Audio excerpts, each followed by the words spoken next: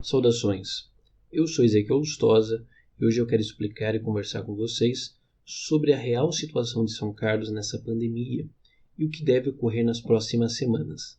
Eu também quero explicar que eu não sou um leigo, eu era para conseguir meu diploma de biólogo esse ano, mas infelizmente pela pandemia eu vou ter que esperar mais um pouco. Então, por enquanto eu sou bacharelando de biologia na UFSCar, mas é claro, eu vou me apoiar em ombros gigantes. Ou seja, vou buscar me basear nos melhores artigos, dados mais recentes que nós temos no momento.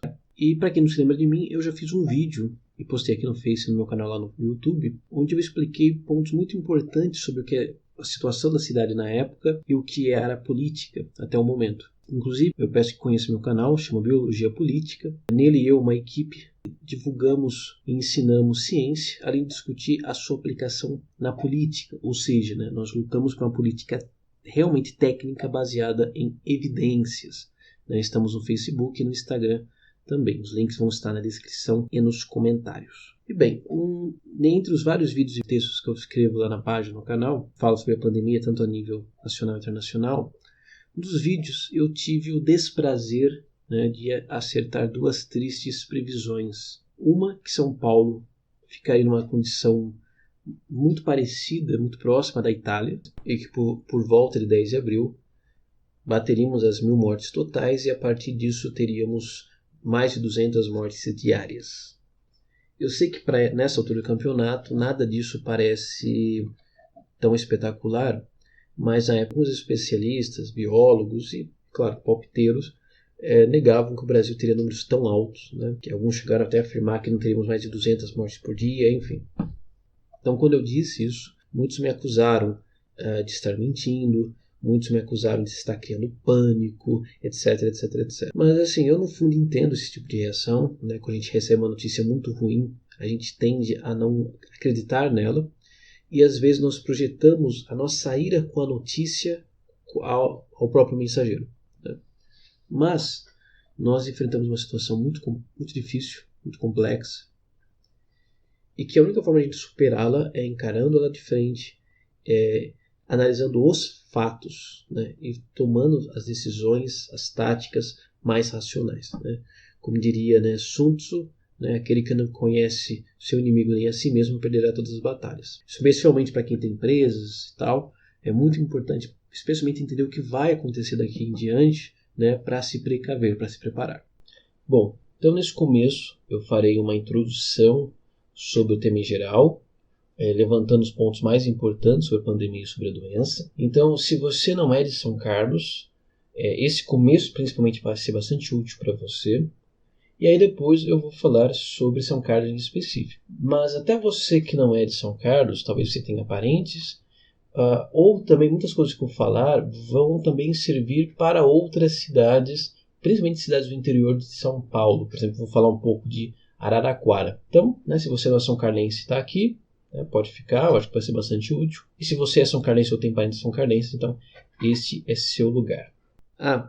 Eu também criei um grupo para nós conversarmos especificamente sobre a pandemia aqui em São Carlos. O link vai estar na descrição. Chama São Carlos Coronavírus. Eu sei que muitos de vocês já estão cansados de ouvirem essas coisas, mas alguns pontos podem ter mudado desde que você leu ou ouviu sobre isso, ou você pode ter entendido alguma coisa erroneamente. Então vamos lá. A gente está lidando com uma doença chamada Covid-19, que é gerada por uma infecção do vírus SARS-CoV-2. Por enquanto, a teoria mais aceita é que esse vírus surgiu na China, provavelmente no final do ano passado. Entretanto, já estão se encontrando muitas evidências desse vírus em outros países nessa mesma data ou até anterior.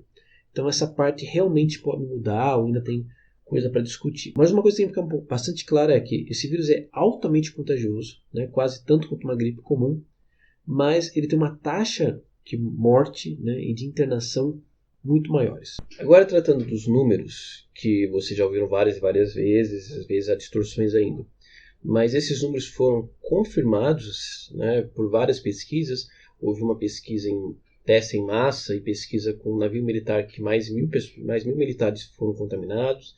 Teve uma pesquisa também com dados de Nova York, outra com Coreia do Sul, outra com os dados da Islândia e assim por diante. Mas só para deixar claro, esses números, eles são o norte e eles são pensados assim. Se eu comparar uma pessoa de idade diferente, mas que não tem doenças, que não tem, que tem a mesma alimentação, vão ter o mesmo tratamento, é para seguir mais ou menos essa tendência. Só que isso não é um dogma, não é sempre vai acontecer isso. E você pode ser o azarado. Você pode ter duas pessoas, um idoso e um jovem, e dar o azar, entre aspas, do jovem morrer e o idoso sobreviver. Okay? Então, isso precisa deixar bem claro. É uma questão de tendência, de chances, e não de que é uma coisa, eu sou jovem, não vou morrer, ou jovem, eu não vou ficar doente. Isso não faz o menor sentido. Okay? Vou explicar melhor isso mais para frente. Outro detalhe importante, né? Esses números que a gente fala para a população em geral, a gente imagina que a população, em sua maioria, não faz parte do grupo de risco.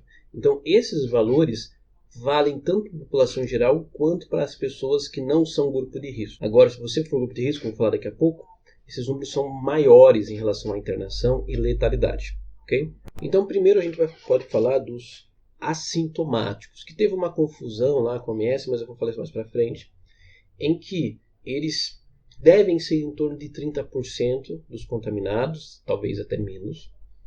Essas pessoas, então, elas não desenvolvem nunca sintomas, mas ainda há discussão de quantas essas pessoas contaminam. Né? Provavelmente são poucas pessoas, mas ainda não quer dizer que elas não contaminem ninguém. E aí depois a gente tem os pré-sintomáticos, que são então as pessoas que vão durante o período de incubação, né? Porque quando você é contaminado, demora 3 a 1 semana para você apresentar sintomas. Então tem esse período sem nenhum sintoma, que é o que torna tão difícil, muitas vezes, detectar que a pessoa está contaminada ou não. Mas não confundam, pré-sintomático, uma coisa daqui a pouco, mais tarde eu vou explicar, no período pré-sintomático, é o período que as pessoas mais contaminam, né? Mas isso não pode ser confundido com assintomáticos, ok? Então tá, e em relação aos sintomas? Então, esse segundo grupo que vai desenvolver sintomas, existem pessoas que vão desenvolver sintomas leves, que é uma grande parte, em torno de 30% provavelmente, vai desenvolver sintomas leves, como só febre, só um pouco de cansaço, e assim por diante, né? Aí tem as pessoas que vão desenvolver sintomas graves. O sintoma mais grave é a redução de oxigênio no sangue, né? Chamado de hipóxia, mas nesse caso é chamado de hipóxia silenciosa. Por quê? Existem duas razões. Há uma inflamação nos alvéolos, né? Inclusive há um preenchimento de líquido, que então reduz a sua capacidade de absorver oxigênio dos pulmões, ou também ocorrem fraturas dentro do pulmão, e isso torna ele mais rígido. Só que também por outros fatores, não vou entrar aqui em detalhes, isso ocorre de maneira muito mais gradual. E a pessoa que tem o Covid, o coronavírus, não sente isso no começo, o que é muito estranho. Todas as outras formas de hipóxia, normalmente, se você perde um pouquinho de oxigênio no sangue, tipo de 100% vai para 90%, você já está tonto, já está fraco.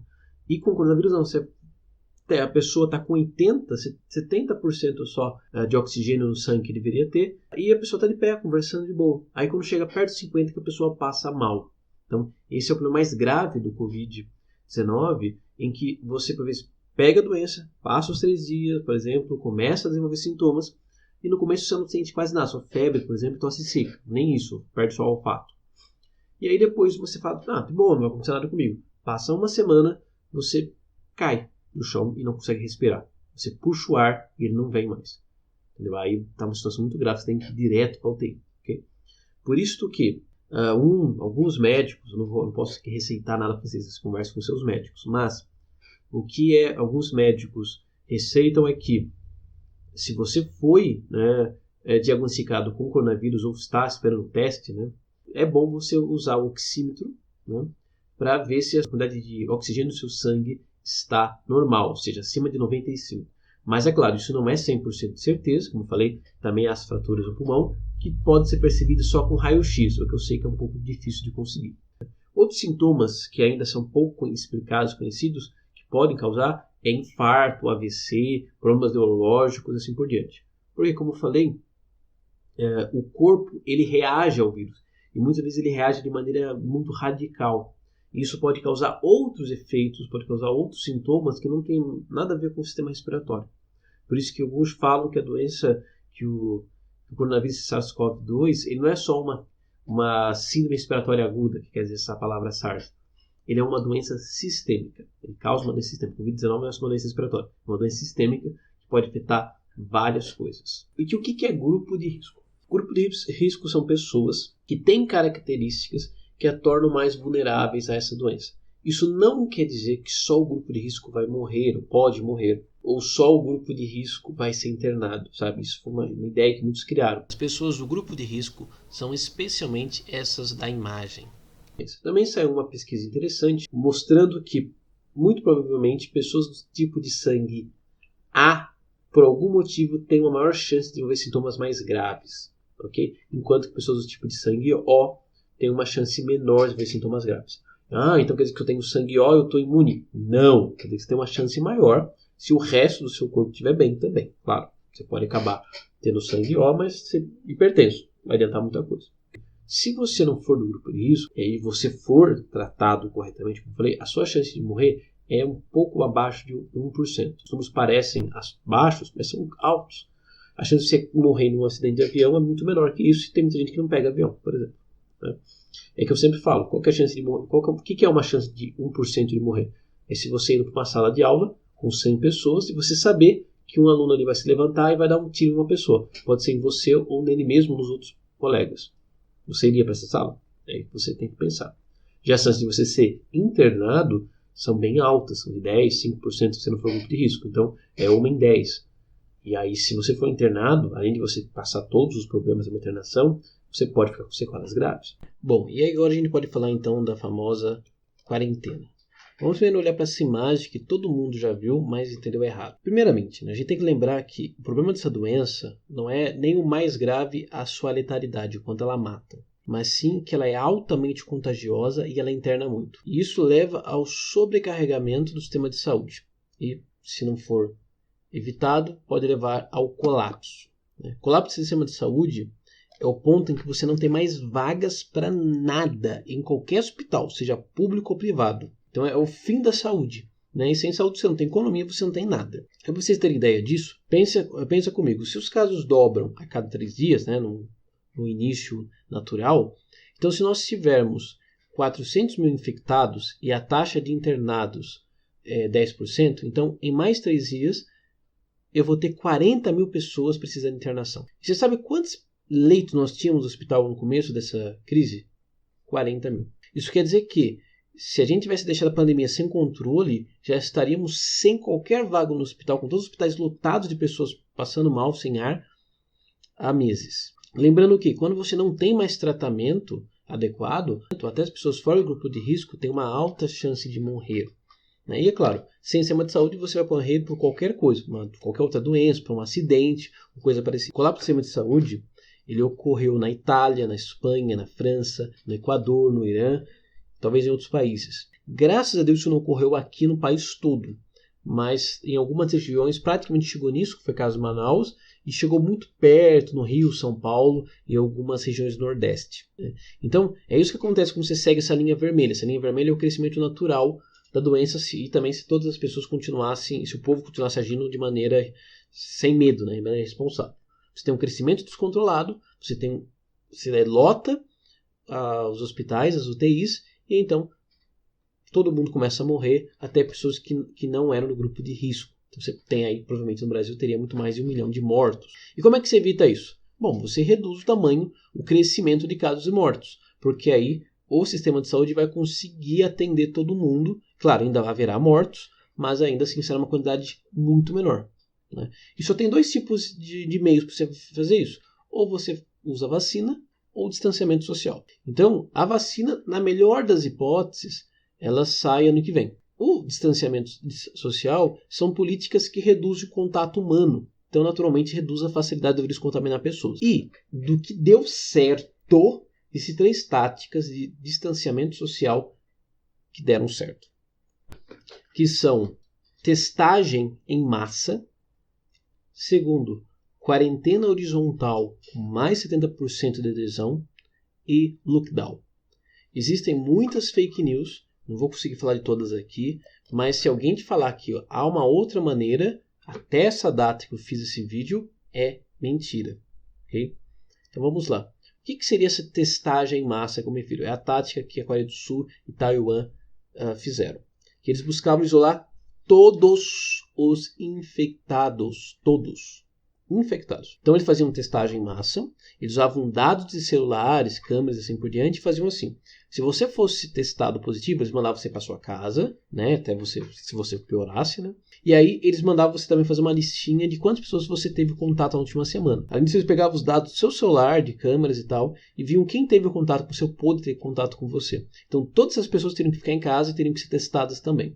Aí se uma delas desse positivo, ia ser feita a mesma coisa e assim por diante. Então, é uma espécie de rede para tentar pegar todas as pessoas que têm o vírus, com sintomas ou não. Então, veja que é uma tática bem diferente da unidade de rebanho e tal que falaram aqui, e principalmente é uma tática que dificilmente pode ser feita no Brasil como um todo. A segunda tática, que é a quarentena, né, seria fechar os eventos públicos, escolas e tal, e fazer com que a maior parte da população ficasse quase todo dia em casa. Todos os artigos, grandes artigos, deixaram bem claro que essa tática só funcionaria se mais 70% das pessoas aderissem, né, de ideal 75%, e que isso durasse por pelo menos 3 meses. E que mesmo assim haveria mortos, mas seria bem menos do que seria sem a quarentena. E por fim eu tenho o lockdown, que seria uma quarentena muito mais radical, com mais 80% das pessoas em casa, só que elas não poderiam nem pisar o pé para fora, só sei lá, uma vez por semana para comprar coisas, e olha lá. Né? E teria que durar pelo menos um mês.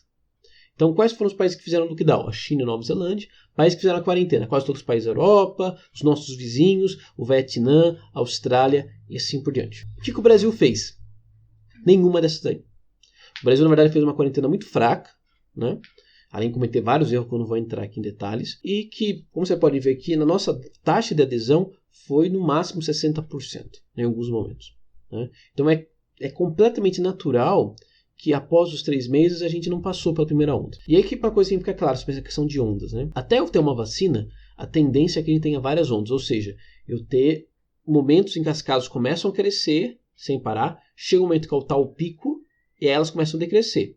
Depois tem um tempo de calmaria e volta, e assim por diante. Porque as pessoas são contaminadas, se eu faço a quarentena, ou lockdown, ou testagem em massa e tal, então eu corto o índice de contaminação, então os casos começam a cair, até que parece que zeram, em alguns casos, como aconteceu na Nova Zelândia. Só que sempre sobra alguma pessoa sem sintoma, por exemplo, com vírus. Então, as pessoas relaxou um pouquinho, começa a se contaminar novamente, até que uma hora explode os casos novamente. Então, isso são as ondas. E mesmo que, por exemplo, se todo mundo fosse contaminado, não ia que todo mundo gerar anticorpos e até tal imunidade de rebanho? Poderia ser. Mas o problema é que a maioria dos artigos e estudos feitos sobre isso apontam que esses anticorpos ou outras defesas duram no máximo 4 meses. Então, isso sem falar que o vírus pode sofrer alguma mutação. Então, mesmo que todo mundo tenha anticorpos, esses anticorpos durem para sempre, o vírus pode ainda sofrer uma mutação e contaminar novamente. Por isso que a gente precisa tomar sempre vacina da gripe, ok? A gripe suína ainda está aí, mata pessoas. Então, ou seja, você nunca vai ter o fim disso, talvez não tenha nem mesmo com a vacina, na verdade. Mas vamos esperar que tenha, que a vacina vai lá, resolva, acabou tudo esse inferno. Não existe um pico. Existem vários picos de cada onda. E esse pico é a gente que cria, a gente que força, é a gente que reduz o índice de contaminação até o ponto dele cair. Então isso é uma coisa que precisa ficar bem claro. Eu estou vendo muitas pessoas perguntando, por que não fizeram a quarentena agora? Agora que está inverno, por que começaram lá atrás e agora que vai ter o pico? Bom, se a gente não tivesse feito a quarentena lá atrás, os caras teriam explodido antes, a gente teria com um monte de mortos, um monte de gente internada, um monte de problema, e a gente tem que fazer quarentena do mesmo jeito agora. Entendeu? Então não é essa. Né? O ideal é que a gente tivesse feito uma quarentena de 70%, 75%, e outras políticas, eu não vou entrar aqui em detalhes porque senão vai ficar um vídeo muito grande. E aí então, os casos teriam reduzido bem, teria a gente passado pela primeira onda e a gente poderia voltar mais ou menos normalidade, ainda com máscara, ainda com álcool gel, ainda algumas coisas não podem voltar, ok? Isso aí também é o papo a outro vídeo. Bom, enfim, podemos então ver os dados de São Carlos. Primeiramente, vamos olhar aqui a taxa de adesão à quarentena, ou seja, a taxa de isolamento social. O governo de São Paulo né? Ele conseguiu fazer um acordo com as operadoras e ver então onde está vindo o sinal dos celulares. Não é hackear o celular aqui, não é igual a Coreia do Sul, como eu falei, só ver onde estão esses celulares. Então dá para ver aglomerações, se a pessoa está dentro de casa ou não, mas dá para ver quem é essa pessoa que está dentro ou fora de casa. Ok, pelo menos oficialmente é isso. Se é outra coisa eu não posso afirmar. E é claro, uma pessoa ela pode estar dentro de casa, mas ela sair, ir para o baile, ela fazer uma festa dentro da casa dela, enfim. Não é uma coisa perfeita, mas é a melhor coisa que nós temos para definir bem se uma região, se um estado, se uma cidade está cumprindo a quarentena ou não. A verdade é essa. Como vocês podem ver, né, São Carlos, no começo, né, cresceu bastante, né, lá para março, a adesão. Chegamos a 60%, que foi, né, o índice máximo que todo o estado de São Paulo teve, e o Brasil como um todo também. Inclusive São Carlos foi algumas semanas uma das 20 cidades com maior taxa de adesão ao isolamento social, por incrível que pareça. E vou mais tarde falar do plano de São Paulo. Só que aí começou a cair. Vamos olhar agora esses dados no Excel com uma linha de tendência, que assim é melhor porque se tem tantos altos e baixos que às vezes ele nos confunde. Como vocês podem ver, uma coisa interessante aqui, né? Mesma coisa. No começo de março, crescimento. Só que então, olha que interessante, já em abril começa a queda. Então uma coisa que a queda em relação à quarentena já começou muito antes de abrir o comércio.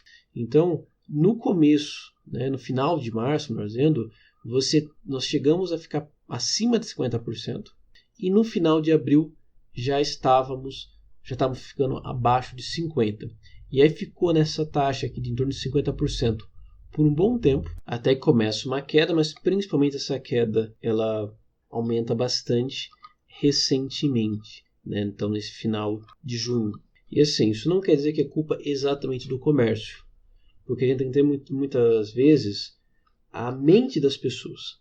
Às vezes aconteceu, e tem pesquisas apontando para isso, toda vez que o governo, por exemplo, de São Paulo falava, olha, a quarentena pode acabar semana que vem, aí a adesão caía no estado. Às vezes as pessoas verem loja aberta, falando que vai flexibilizar mais, então tá acabando, acabou o problema, a gente passou pelo pior, vamos seguir em frente. Acontece muito, né, pessoas que estão saindo por aí só porque os comércios são abertos e quer brincar, quer passear, quer ir em um lugar ou outro, às vezes sem comprar nada, às vezes, só para poder passear. No shopping é muito comum isso ainda, né? Apesar que, cuidado com o shopping, ok? Eu não quero aqui, desculpe quem trabalha com shopping, mas vou ter que falar isso. O ar-condicionado, há pesquisas sobre isso que mostram que ele pega o vírus e espalha por toda a região, ok? Agora, a menos, aí há alguns que vão dizer isso, eu não sou especialista nesse caso, mas que um ar-condicionado que ele troca o ar de dentro para fora, aí tudo bem, ele é bom até porque então ele faz o fluxo de ar, mas esses ar-condicionados mais simples, e claro, ventilador, por exemplo, ele pega o vírus daqui e espalha por toda a região. Okay? Então tome muito cuidado onde vocês vão, especialmente shoppings, né, que tenha muito ar-condicionado. Eu não sei se é o ar-condicionado que faz essa troca, não sei se também precisa estar com bom filtro e coisa e tal, não sei se todos vão estar assim. Então tome muito cuidado com esse ponto. Então é um local que eu estou evitando ao máximo, e nem fui, inclusive, estou evitando o máximo possível ir lá. Um outro ponto bem importante, que também me causa estranheza, pode ser novamente a mesma coisa. No final, quem quiser ir para o comércio vai, só que vai ter aglomeração. Então eu acho que não é uma boa medida, na verdade. Eu acho que seria bom aumentar sim o tempo normal, ou no máximo, sei lá, limitar o número de pessoas que entrem por dia, ou limitar, ou ser dia sim, dia não, sei lá, alguma coisa assim. Não precisa ter base científica para isso, claro. Mas eu acho que não é uma boa medida. Eu acho que é uma medida quase tão ruim quanto a que foi feita lá em São Paulo e reduzir o número de ônibus. Porque eu vejo muita gente falando assim, mas São Carlos tinha poucos casos. É claro que São Carlos tinha poucos casos, porque logo a gente fez a quarentena, né? E especialmente essas universidades, elas pararam as aulas, nem começaram a ter aulas logo no começo, né? Então, se tivesse continuado as universidades, eu tenho certeza disso, especialmente a minha, né, que são dezenas de milhares de alunos, com certeza teria um surto gigantesco aqui. Então, as pessoas que dizem a gente não devia ter feito quarentena porque teve poucos casos, é a mesma ilógica, né? Mesmo erro de sei lá, uma pessoa ter uma casa, compra um grande esquema de segurança, cerca elétrica, show e tal. não, guarda e tal. Aí depois de um mês, ela fala assim, droga, eu comprei à toa todo esse esquema de segurança. Ninguém roubou minha casa. Não teve muitos casos como esse, porque ele estava fazendo uma quarentena mais ou menos com algum nível de decência, né? E que agora estourou porque reduziu. Já vou entrar nos números de São Carlos. Bom, e para deixar claro que eu não considero que seria errado se a gente tivesse realmente tentado fazer de maneira organizada e coerente uma política de combate ao coronavírus de maneira mais regionalizada. E uma coisa tem que ficar bem clara. Muitas pessoas entenderam errado a decisão do STF. Eu não considero a decisão do STF boa, vou deixar bem claro.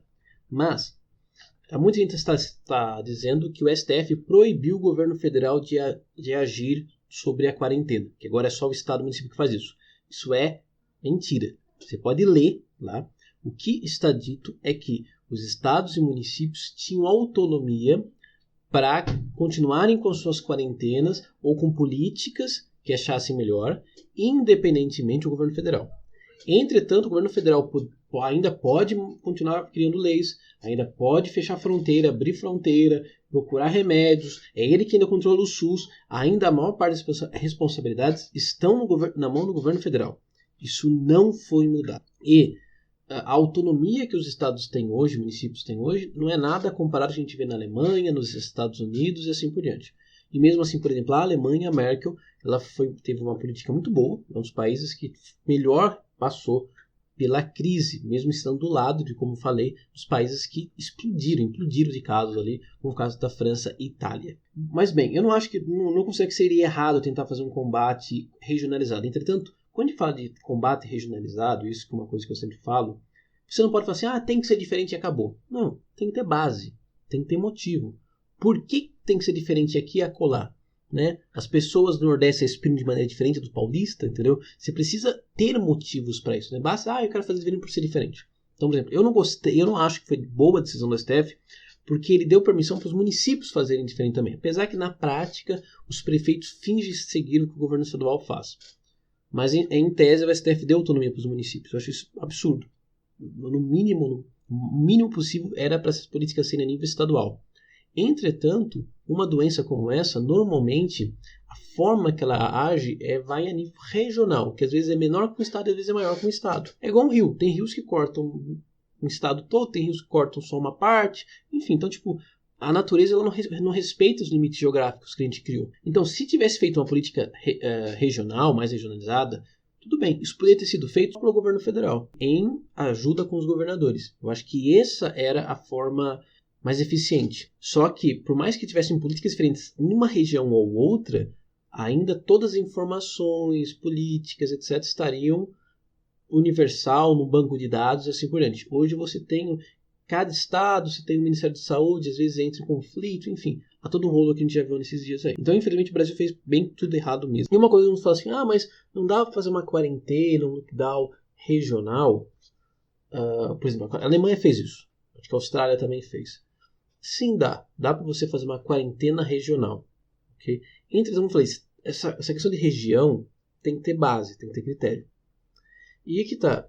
Como a grande São Paulo virou o grande epicentro, nós dizendo, dessa pandemia aqui no Brasil, inevitavelmente teria que ter uma quarentena também no interior do estado de São Paulo. Porque senão os paulistanos, né, iam sair de São Paulo e viriam aqui para o interior para comprar, festejar, etc.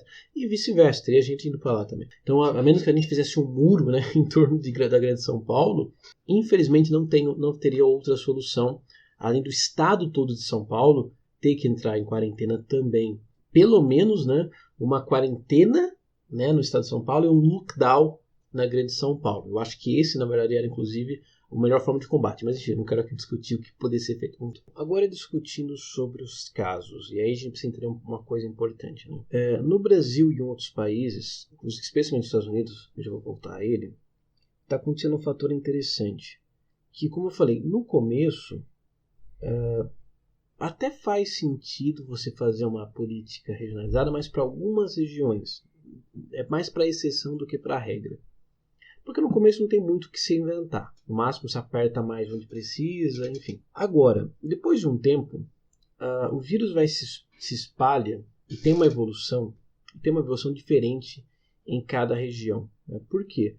porque densidade populacional, clima, fluxo de pessoas e infraestrutura de saúde vão pesar tanto para facilitar o vírus se espalhar, quanto para aquela região aguentar, né, não precisar fazer uma quarentena, um lockdown. É por isso que Manaus foi um dos primeiros a cair, uma das primeiras cidades a colapsar, né, porque lá você tem uma população muito grande, tem muito fluxo de pessoas, mas tem um sistema de saúde muito frágil, que não só atendia amazonenses, mas também atendia toda a região norte, quase as pessoas do Acre iam de barco até Manaus para serem internados. Então era um caso bem grave. Assim. Então, o que está acontecendo, principalmente nos países grandes, principalmente nos Estados Unidos, aconteceu é que em algumas cidades, principalmente as grandes cidades, tipo Nova York, você teve que já passou a primeira onda, saindo do pico. Então, entre aspas, o pior momentaneamente já passou. Eu falei, vai ter uma segunda, terceira onda, mas pelo menos eles estão agora com os números caindo. Entretanto, o interior, que tem menos pessoas, que tem mais gente espalhada, ou seja, uma densidade populacional menor, etc.,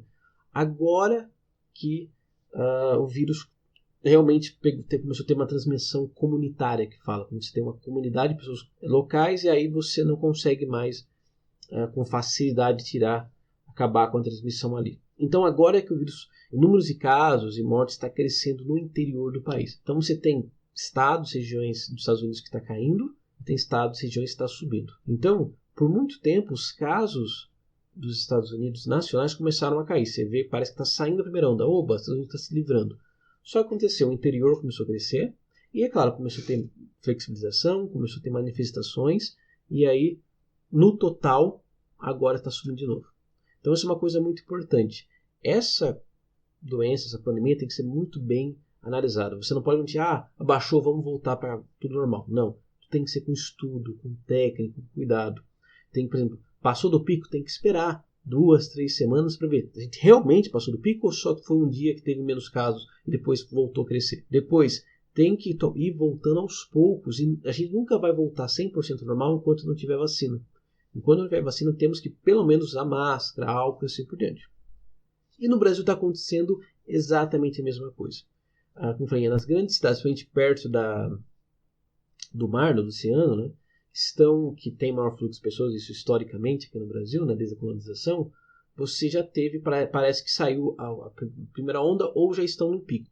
Né, São Paulo, Rio de Janeiro, Recife, etc. Né, Manaus, etc. Então, agora, o interior do país que os casos estão crescendo. Porque, então, falei, tem sem densidade, foi feita uma quarentena bem cedo, corretamente, nessas regiões como aqui em São Carlos, então foi freado. Agora, flexibilizou, já se espalhou bem e cresceu. Então, o que deve acontecer com o Brasil? Muita gente está falando que a gente já chegou no pico e tal. Eu duvido. Quer dizer, a gente não aumenta o isolamento social, a gente não vai reduzir o nível de transmissão, de contágio, então as coisas vão continuar igual ou piorarem. Não consigo ver outra lógica além disso. Mas, mesmo que aconteça, a gente já ter chegado ao pico, o que provavelmente vai acontecer? Nas grandes cidades vai cair e o interior vai começar a subir. Até que uma hora vai subir mais no interior do que vai descer nas grandes cidades. E aí você vai ter novamente a mesma coisa dos Estados Unidos. Começou a descer, subiu. Só que eu acho que no caso do Brasil nem isso vai acontecer. Vai ter um platô e vai começar a subir. Ou seja, vai ficar vários casos e mortes com a mesma quantidade por um tempo, com uma quantidade próxima, quer dizer, depois vai começar a subir de novo. Que aconteceu também há um tempo atrás. Se você olhar a curva de casos, você vê que a gente estava começando a descer e voltou a crescer. Então esse eu acho que é o caso. Então São Carlos é um exemplo bem claro do interior. A quarentena foi feita no começo, foi muito bom, atrasou, quase parou a transmissão, mas não cortou completamente. Então agora que flexibilizou um pouco, agora também que já se espalhou bem, vai começar a subir os casos. Enquanto que São Paulo e as grandes capitais, as grandes cidades, talvez já passaram pelo melhor. Como eu falei, foi à toa então a quarentena? Não. Agora a gente tem mais hospitais, agora a gente entende mais a doença, já estão aparecendo alguns medicamentos que ajudam um pouco, reduzem um pouco a letalidade, não é aquela coisa, meu Deus, mas é alguma coisa. Então, isso é só para ficar bem claro isso. Então, assim, já vou mostrar aqui os números para você deixar bem claro, mas infelizmente preciso te falar isso. A tendência é que as coisas vão piorando aqui em São Carlos. A gente logo vai ter, sim, chegar a 10 mil casos, talvez bem mais que isso.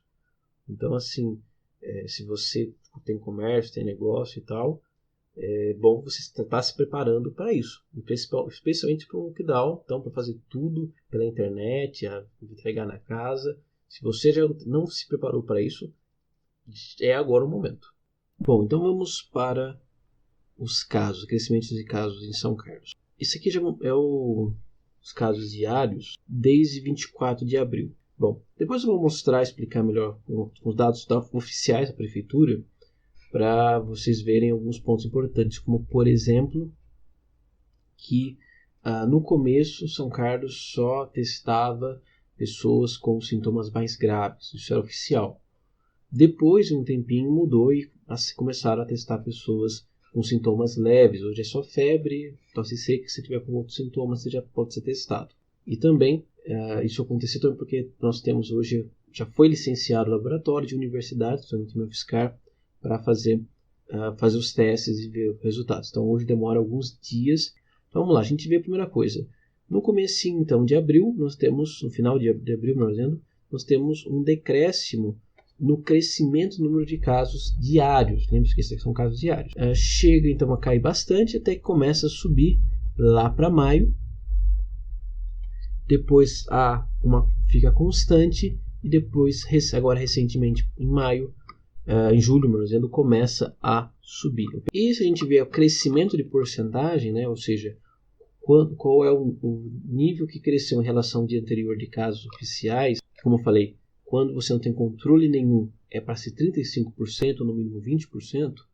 E veja que São Carlos, no começo, até como eu falei, estava 10 casos, foi para 16, explodiu, mas foi só um ponto fora da curva. Então a gente nunca esteve nesse nível aqui em São Carlos, ainda bem, né? Não oficialmente. Então se vê, mesma coisa, houve um decréscimo em relação à porcentagem, houve um crescimento maior, e olha que interessante, né?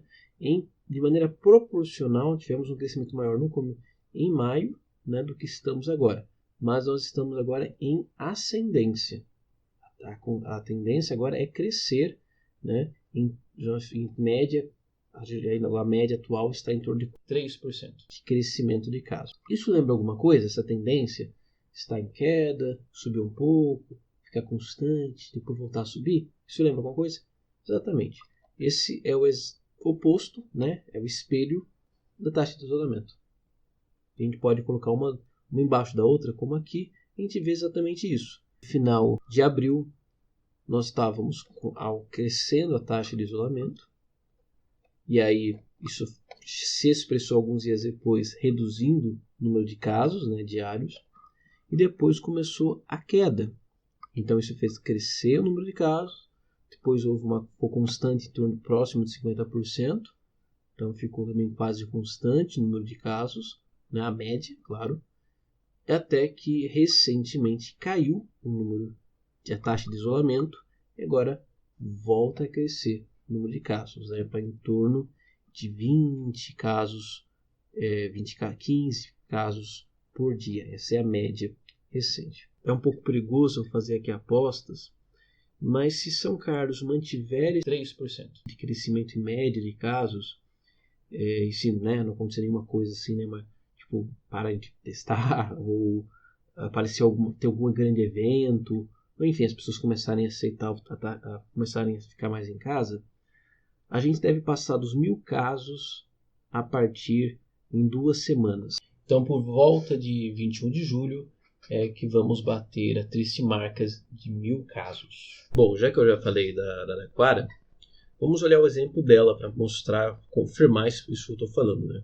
Como vocês podem ver, a taxa de isolamento de Araraquara sempre foi praticamente menor que de São Carlos, né? O ponto alto dele foi 54% e depois caiu para em torno de 30 e pouco, 40% no máximo.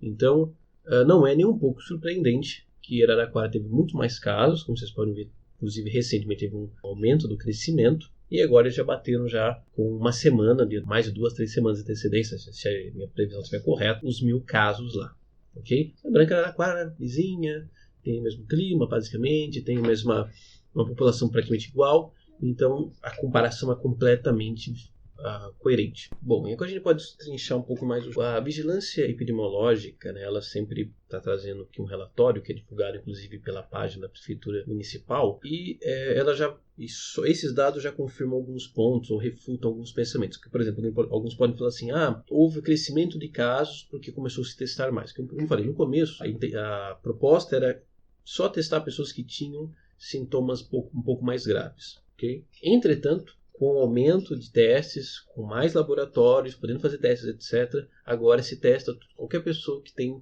alguns poucos sintomas. Ok?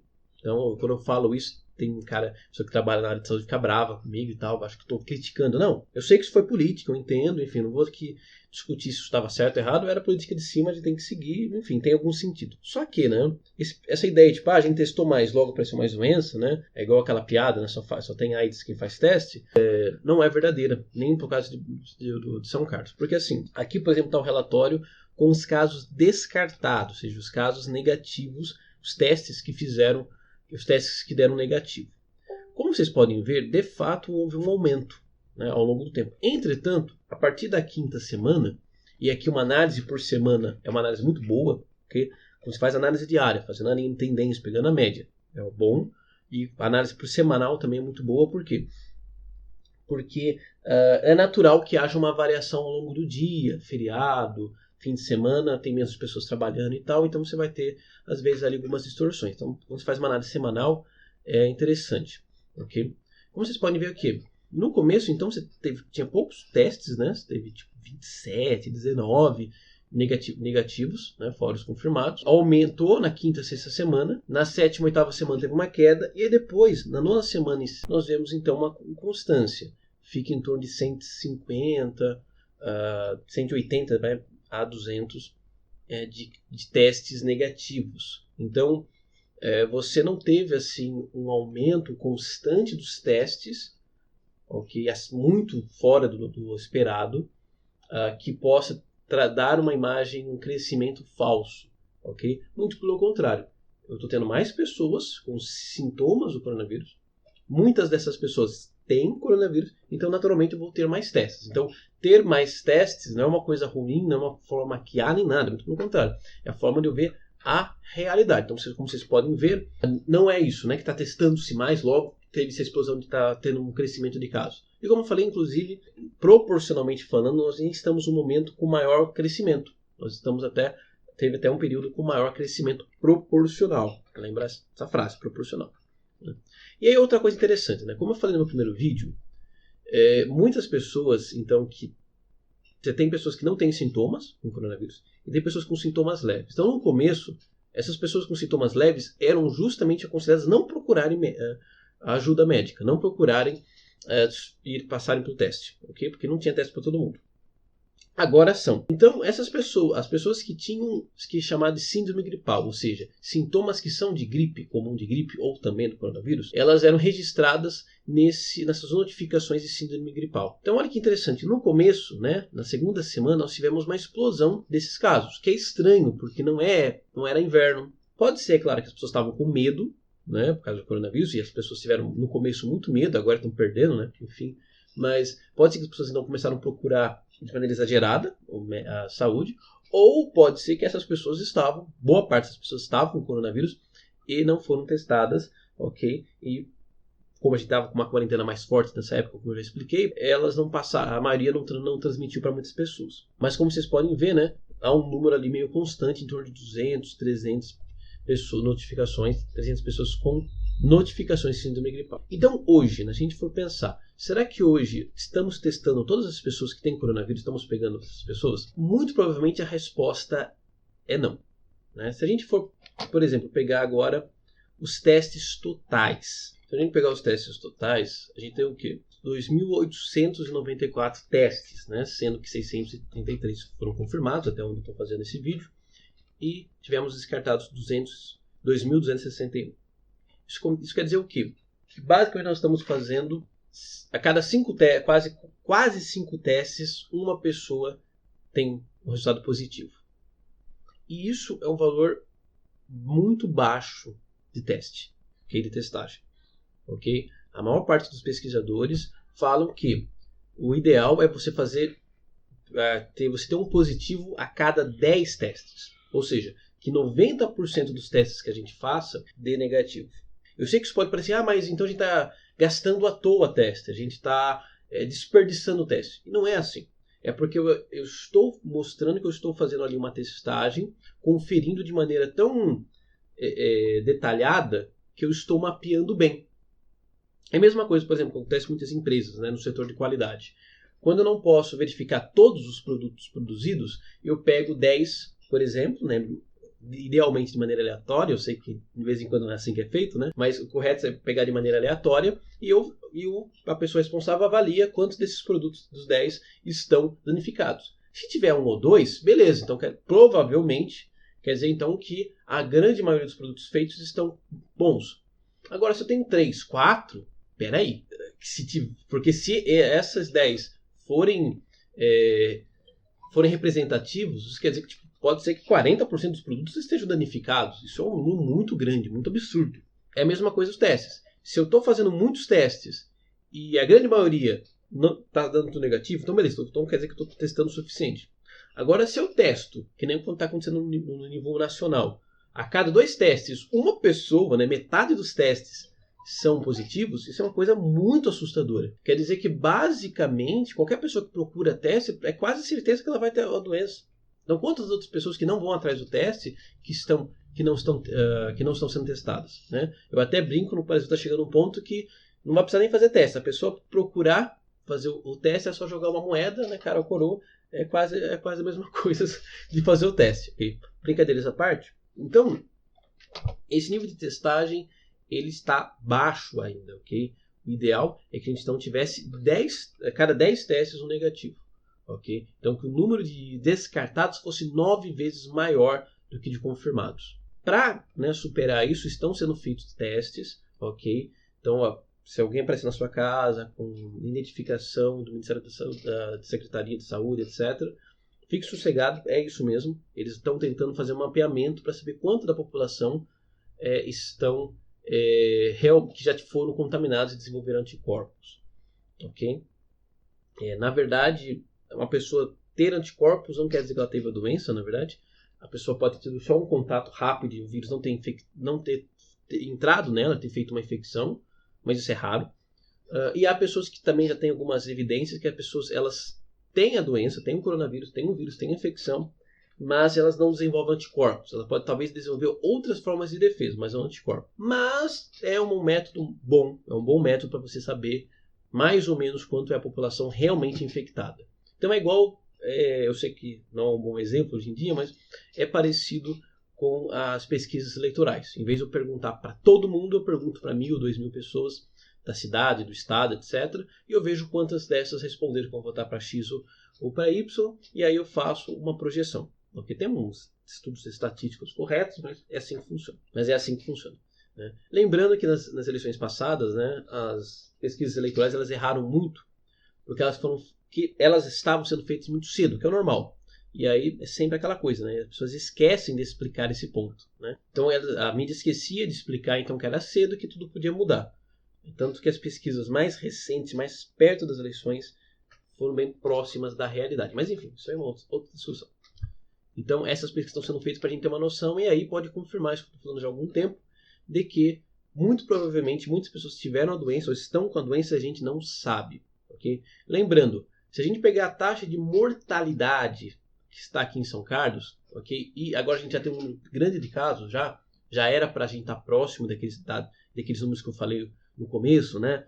De ter em torno de 1% de mortalidade, 10% de internação, etc, etc, etc. Então, a nossa taxa de mortalidade ela está mais que 2%. Atualmente está 2,5% mais ou menos.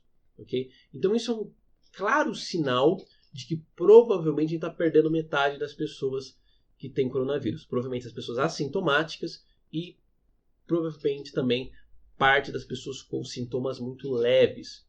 Okay? E aí é uma coisa meio óbvia, né? Se eu estou só com sintoma leve, estou com uma febre, só perdi o olfato, por que eu vou no hospital, né? Eu vou me preocupar, eu vou me arriscar a ser contaminado, se eu não tenho, né? Talvez eu vou lá no hospital e aí eu pego de verdade. Então ninguém vai fazer isso. Né?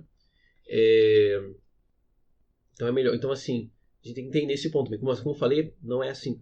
Toma cuidado, você tem que ficar sempre de olho, alerta, porque o quadro pode virar muito rápido.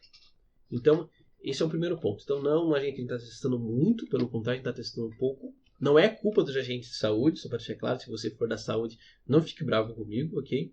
Isso é normal, ok? Isso faz parte do sistema que o Brasil escolheu, né? De esperar as pessoas doentes virem até o sistema de saúde, e agora que estão indo atrás, né? Também. Então, por enquanto, é isso, mas a realidade é essa, a gente está testando pouco. Então, a gente não tem a real dimensão de quantas pessoas estão infectadas, ok? Muito provavelmente é o dobro. Também não vou aqui fazer nenhum terrorismo. Tem 1 milhão, metade da população de São Carlos está contaminada. Não, também não é isso, ok? Provavelmente o que os dados apontam, assim, a gente pode supor, é que tem o dobro, né? Lembrando que, por exemplo, né, até os dados oficiais falam que teve 4.500 pessoas que foram registradas com síndrome gripal. Então, né, se, sei lá, 1/4 dessas pessoas, 1/5 dessas pessoas, né, tiveram coronavírus, né, pode ser que então são 1.000 pessoas. Então, enfim, são coisas que a gente pode pensar, ok? Então, é isso que a gente precisa lembrar. Bom, e aqui a gente pode discutir, então, sobre o que eu já falei que é a parte mais problemática dessa doença, né, mais perigosa, que é a taxa de internação, né? São Carlos tem 18 UTIs que foram separadas para Covid, por enquanto, no SUS, é claro. Então, toda vez que se vê nessas imagens, esses boletins da prefeitura, está se referindo só a isso, ok?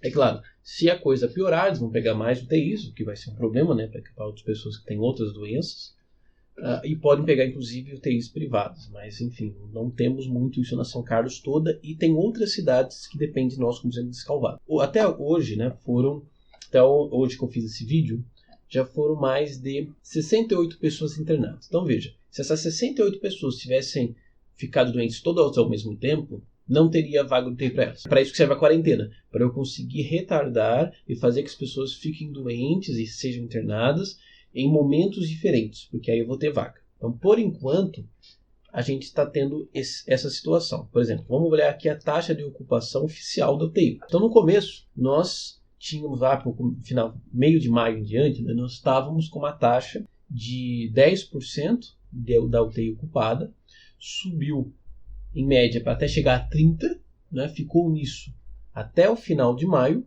e aí em junho subiu para 40%. Né? Chegou, né, no meio de junho a ficar acima de 50% de ocupação, né? Teve picos, né? Teve dias que chegou perto de 70%. Né? A Santa Casa já está lotada completamente, por isso que inclusive teve uma discussão sobre fazer o referenciamento ou não da Santa Casa devido a esse sobrecarregamento dela. Aí voltou a cair e está subindo de novo. Então, veja uma coisa interessante nesse gráfico. A partir de junho, basicamente, quase sempre ficou acima dos 40%. Okay? No máximo caindo para 35% e depois volta para 40%, 50%, 60%. Então, nós já estamos, né, num valor aí meio perigoso, em que mais da metade da UTI sempre está ocupada. Okay?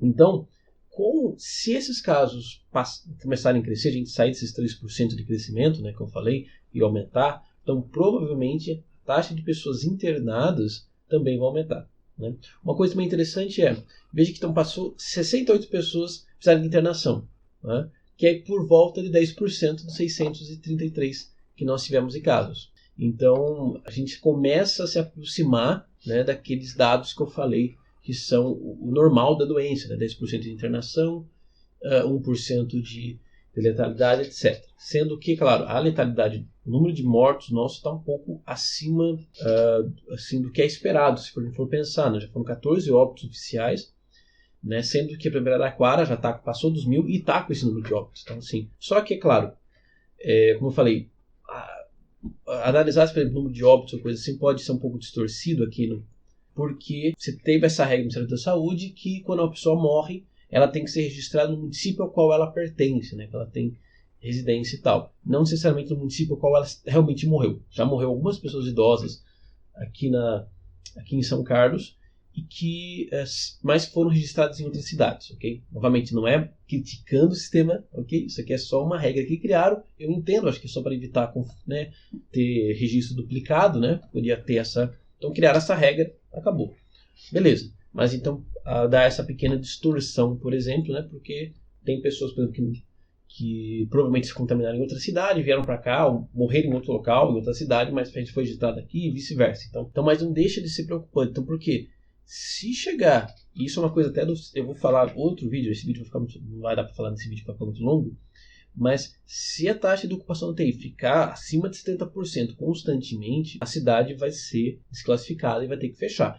Pelo menos se o projeto continuar igual ao que está hoje. E é claro, a gente vai estar numa situação muito preocupante, porque se ocupar mais de 100%, se chegar a 100%, vão pegar mais UTIs, que agora estão para outras doenças, e no caso vão até chegar a ir atrás de meios privados, etc. E se não tiver vaga, todas as UTIs vão ficar ocupadas, tomadas por pessoas de Covid. Okay? Aconteceu isso, por exemplo, em algumas cidades do Rio de Janeiro, que pessoas sem Covid foram colocadas nessas UTIs porque não tinham vaga, né? E aí elas pegaram a Covid também. Então, isso claro, uma pessoa que já está doente, ela pega outra doença, é algo terrível, né? Como a gente já falou, questão de grupos de risco. Então, isso é uma coisa que a gente precisa ficar muito atento, né? Às vezes mais atento do que os números de casos em si, essa taxa da ocupação da UTI. Se continuar crescente da maneira que está sendo, okay, estaremos numa situação bastante complicada. Uma pergunta que estão fazendo é se essa pesquisa que estão fazendo nas casas das pessoas, fazendo testes, né, para fazer esse mapeamento, né, fazer essa análise estatística, se está caindo nos oficiais. Não está. Okay? Pode ser que eventualmente entre, mas não está entrando. Okay? Então esses números que a gente está discutindo até aqui, está saindo nos boletins, etc., é só de pessoas que foram até o Ministério da Saúde, foram internadas, etc., passaram pelo teste. Ok? Só para deixar bem claro. Bom, agora vamos conversar sobre as características das pessoas com Covid até aqui, né? Uma coisa interessante, né? A faixa etária. E como eu falei, muitas pessoas confundiram muito as coisas sobre a questão do grupo de risco. O grupo de risco são pessoas que têm uma chance maior de desenvolver sintomas graves e até virem a óbito. Não quer dizer que se você não é grupo de risco, você não vai morrer, você não vai ficar internado. Você pode pegar a doença, você pode ter várias sequelas, ok? E pode também, claro, virar óbito, mesmo não sendo grupo de risco. E em São Carlos está acontecendo o que acontece no Brasil e no mundo até. Aqui primeiramente, o maior número de pessoas que foram contaminadas são homens. Okay? Existe todo um estudo do porquê disso. Pode ser uma questão genética mesmo, a maioria dos homens tem um gene específico que faz mal. Ou pode ser, que é o que eu acredito ainda, que é simplesmente uma questão de comportamento. Né? O homem é mais cabeçudo, o homem é mais desprevenido, né? Então provavelmente os homens estão se expondo mais. Mas olha que interessante também aqui. Nós estamos tendo muito mais casos, né, entre homens da faixa de 30 a 40 anos. Né? 87 casos até 1º de julho, né, esse boletim, esse relatório que foi feito, total. Né? E depois nas faixas etárias, né, também de 20 a 60, que foi em torno de 50 casos, ainda um pouco mais de homens do que mulheres. E o caso interessante está tendo menos casos entre idosos e crianças. Entre crianças, é possível duas coisas, né? Primeiro, porque a criança sai pouco de casa, então, pelo menos é para ser, né? Então, elas estão se expondo menos, que é ótimo, ainda mais que acabou as escolas. E segundo, porque as crianças tendem a dificilmente desenvolver sintomas. Okay? Desenvolve sintomas muito leves, o que não quer dizer que uma criança não possa ter problemas até virar óbito. Já aconteceu em outros países, até aqui em São Carlos, houve uma criança que foi internada. Então, não é para brincar novamente, eu sou criança, vou pegar meu filho aí, não vai ter acontecido nada com ela. Okay? Não é isso. E no caso de idosos, aí muito provavelmente é porque eles estão ficando em casa. Então eu sei que muita gente fala assim, eu olho na rua, só vejo idoso e tal. Mas, pelo menos em dados oficiais, os idosos estão pegando bem menos a doença, ok? Do que os adultos jovens, que estão se expondo muito mais. Okay? E, inclusive, em outros estados, em outras cidades, a maior parte até de óbitos estão sendo de jovens, de adultos jovens, okay? De 30 a 40 anos. Provavelmente porque eles estão se expondo mais e talvez tenham também comorbidades, também tem outras doenças que fazem eles também serem vulneráveis. Como eu falei, não é só questão de idade, tem várias outras coisas que te tornam mais vulnerável a essa doença. Lembrando, né, que amanhã vai sair, provavelmente, quer dizer, dia 7, não sei quando esse vídeo vai ser lançado, né, mas para ser hoje, mas 7 de julho vai ser feito mais um relatório, então qualquer coisa, se mudar muita coisa, eu acredito que não, eu faço de novo mais um vídeo falando desse relatório, que aí ele vai ser ainda mais interessante nesse sentido. Uma coisa, só para ir terminando, né? Uma coisa que muita gente fala mas existe boa parte de pessoas recuperadas, nós temos 100 e poucas pessoas só infectadas oficialmente, então não era para a gente ter tanto pânico, coisa assim. Vamos lá. Tudo que eu estou falando é o que está acontecendo, tudo que eu falei até aqui. Tirando a parte que começo a discutir quanto pode estar perdendo de casos, tudo são fatos, eu não estou aqui supondo nada. Ok? Então, esses crescimentos e tal, essa taxa de crescimento de casos e de UTI, ok, são realidades e que, portanto, devem acontecer, né? Deve se realizar até ser pior do que eu estou imaginando. Por outro lado, como eu falei, muito provavelmente a gente não está testando todo mundo. Não é só São Carlos, é o Brasil inteiro que não está testando todo mundo. Não dá, não consegue. Ok? Então, sim, há muitas pessoas infectadas hoje que não foram testadas e não vão ser testadas. Provavelmente é o dobro do que é oficialmente de pessoas. Então, se você vê lá, tem 200 pessoas só que estão infectadas, o resto já se recuperou. Beleza, mas deve ter outras 200 que não foram testadas, que estão com sintomas muito leves, ou são pré-sintomáticas, né, como eu falei, não estão com sintomas ainda, e outras pessoas que nunca vão ter, mas que elas podem contaminar. Então, esses 500, 400 pessoas é um número bem alto de pessoas espalhadas por uma cidade. Essa cidade tem 200 mil pessoas, no valor do número de uma parte de um bairro. Então, essas pessoas por aí são grandes vetores que, infelizmente, devem aumentar, sim, o número de casos e mais tarde o número de ocupação da UTI. Porque, como eu falei, ainda bem que está acontecendo isso agora e não lá no começo, porque agora, por exemplo, a Grande São Paulo e a Baixada Santista estão controlando a situação, pelo menos por enquanto. Então, se a coisa piorar aqui, ainda o governo estadual vai ter ainda uma gordura para nos ajudar, vai ter ainda alguma coisa para nos ajudar. Mas se fosse no começo, a gente estaria sozinho, muito provavelmente. E sobre máscaras, né? Porque eu vejo muita gente comentando e tal. Eu gostei dessa brincadeira, dessa imagem aqui, porque eu acho que ela explica de maneira cômica bem interessante, né? Qual que é o ponto. A máscara, ela não é igual uma camisinha que você usa e tem tipo 99% de certeza que você vai pegar alguma DST. Mas a máscara está longe disso. A máscara tem 90% de eficiência, ainda mais se ela não for uma máscara cirúrgica N94 e tal. Mas, o que acontece, só para deixar bem claro, por que antes falava que não podia usar máscara, agora não era para usar máscara, hoje fala que etc. Porque não tinha no começo estudos mostrando a eficiência das máscaras, principalmente de máscaras que não eram cirúrgicas, que não eram realmente usadas por agentes de saúde. Então, para evitar faltar máscara para essas pessoas, a Organização Mundial de Saúde e os Ministérios da Saúde pelo mundo, inclusive o nosso, falavam para que as pessoas não deveriam usar máscara, só se elas estivessem doentes, para não faltar máscara para as pessoas, para enfermeiros, médicos, etc. Mas, com o tempo, vieram pesquisas, né, mostrando que países que todo mundo usou máscara, teve um crescimento dos casos menor. Segundo, comprovaram que existe sim uma eficiência de máscaras caseiras, feitas, por exemplo, com 3 tecidos com algodão. Então, por quê? Né? Porque, como eu falei, por exemplo, a doença ela passa por gotículas que saem na hora da fala, no espirro, ok? E assim por diante. Então, você colocar uma máscara, você reduz muito você soltando e recebendo gotículas de outras pessoas. Então, se todo mundo usa máscara, você reduz muito a chance da proliferação do vírus. Mas se todo mundo utilizar, e se utilizar da maneira correta. Então, por exemplo, é para você tampar toda a boca, todo o nariz, quer dizer, aqui toda a parte da narina, está bem colada ao rosto. Você não deve tocar na parte de fora da máscara. É bom que você pegue só nos elásticos. Você pega e já joga, ou joga fora, ou lava bem, ok? Vou deixar alguns vídeos, um vídeo explicando sobre essa questão da máscara, mas a ideia é essa. Então, se você utilizar mal também a máscara, né, se você pega de qualquer jeito, vira ela, né, do avesso, deixa o nariz para fora, deixa a máscara no pescoço, não está adiantando nada mesmo. Há também uma discussão, né? Por exemplo, que agora saiu que o governo federal vetou algumas partes de um decreto que ia obrigar as máscaras no país todo, falando isso porque, segundo o governo federal, porque tinha uma parte lá que estava meio ambígua. Não vou entrar, como falei, em questão política. Mas, como eu falei, o STF dá permissão para os estados e municípios também criarem as suas leis. Então, o que vale aqui em São Carlos e no estado de São Paulo é que quem sair sem máscara recebe multa. Ok? Infelizmente, não gostaria que fosse assim, mas eu acho que tá certo. Todo mundo tem que usar máscara, Porque se eu uso máscara e a outra pessoa não usa, ela vai lançar um monte de gotículas e essas gotículas podem eventualmente passar assim pela minha máscara, pode ficar presa no meu corpo, no meu rosto, na hora que pode parar no meu olho, inclusive, o vírus também consegue infectar pelos olhos.